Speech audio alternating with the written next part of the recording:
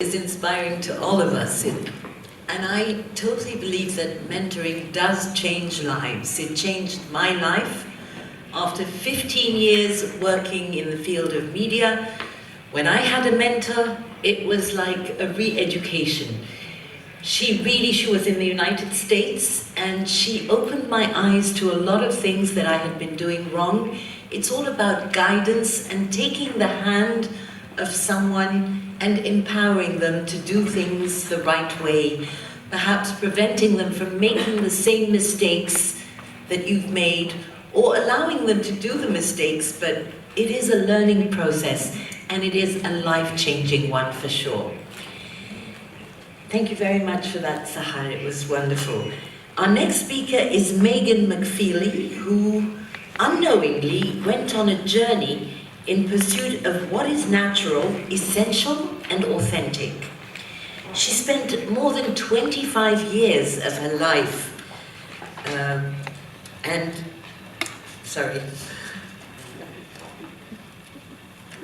two papers stuck together there.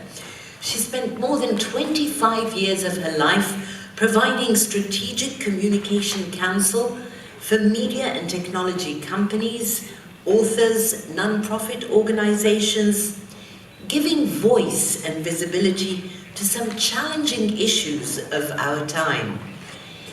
She has experience telling stories on various media platforms, internet, radio, broadcast, public and cable television, print, and she's also a filmmaker. And today we're very privileged to have the opportunity to watch her film titled As She Is. And she tells me that it simply is about her wanting to live a simple life in dignity. That is the message from the film.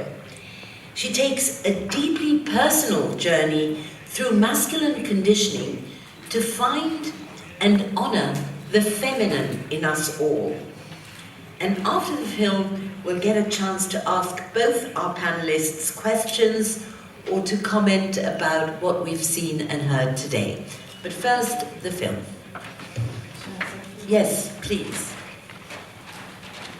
Really beautiful introduction, and Sahar, for your wonderful work. Very, very touching.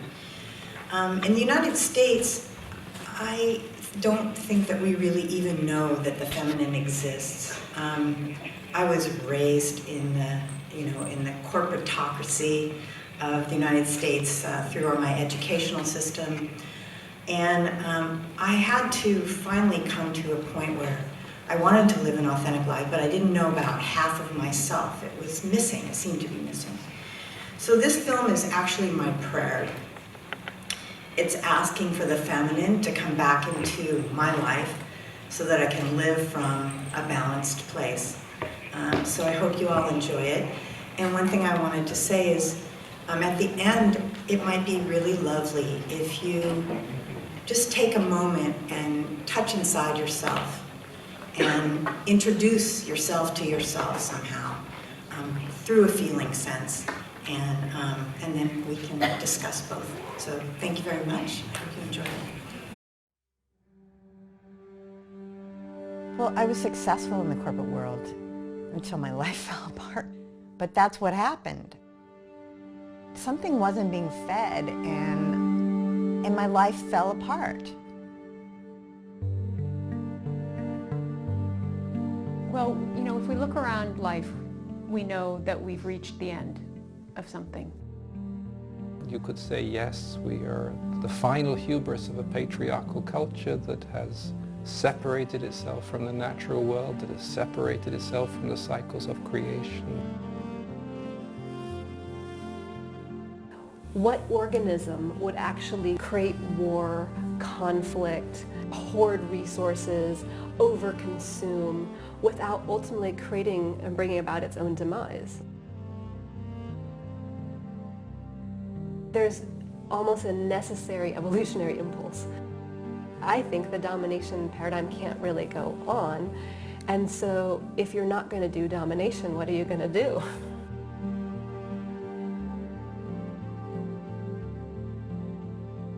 If we don't understand creative power. We cannot create solutions.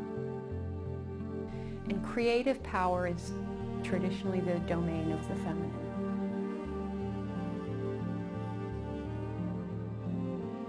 What is showing up as crisis in our world, as forcing us to reflect on our own behavior, our attitudes, our relationships, and what we call our future.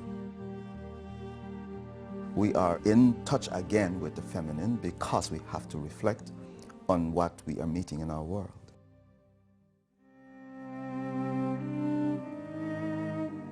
Everything is out of balance. I saw that I was out of balance.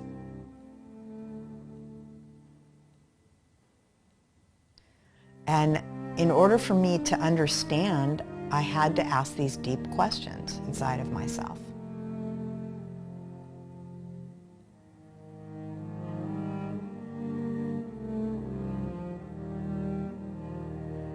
I think that's how it works. I do. I think that's how it works.